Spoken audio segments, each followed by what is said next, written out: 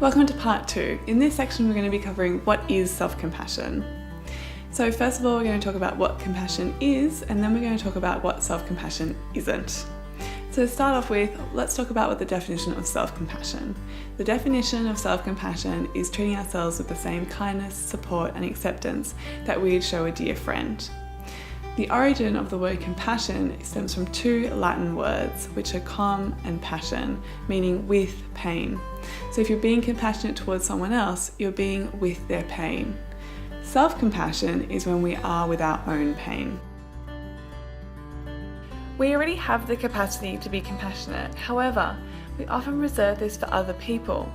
Self-compassion is about saying to include ourselves in the compassion that we offer others. Krista Neff, who's a researcher from the University of Texas, came up with a definition of self-compassion which has 3 components. The first component is mindfulness. This part is about needing to notice that we're in distress without getting totally caught up with it. So when we're practicing mindfulness and self-compassion, we just notice this is a moment of struggling for me without getting totally caught up in that struggle. In the same way as when we provide care and compassion to a friend, the first step is noticing that there's something wrong. It's the same for ourselves, but in our busy lives we often don't stop to notice the signs that we're struggling. Or alternatively, we get so swept away with what's going on that we aren't actually able to respond effectively to our own needs. Mindfulness allows us to notice when we're upset without avoiding or overreacting, so that we can respond to our needs in a balanced way. The second component is self-kindness, and this means responding to ourselves with kindness rather than harsh self-criticism when we notice that we're struggling with something. When something difficult happens in our own life, we often react automatically by beating ourselves up or by giving ourselves a hard time. When the people we love go through something difficult, we respond with love and kindness. Self-compassion involves noticing when we're struggling and then treating ourselves with the same kindness that we'd show our loved ones.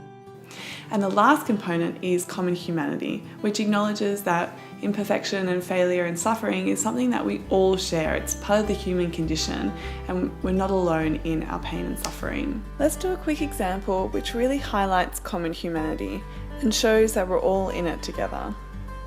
I'd like you to write down a list of 10 people who you know. There's a space for you to do this in your workbook. Once you've written down 10 names, I'd like you to cross out anyone who at some point has suffered from a mental illness, they've lost someone, they've been made redundant or lost their job, they've been rejected, made a mistake, hurt someone else, done something they regret, has felt inadequate, or someone who has failed at something. By this stage, you probably don't have many names left on that list, and if you do, I'm quite surprised. This exercise shows that struggle, imperfection and pain is part of the human condition. So let's summarize those things. When we are being self-compassionate, we want to first of all notice that we are struggling with something or that we need some self-compassion. We then want to respond to ourselves with kindness, and we want to acknowledge things in the broader context. So we want to acknowledge everyone goes through hard times. I'm not alone in this.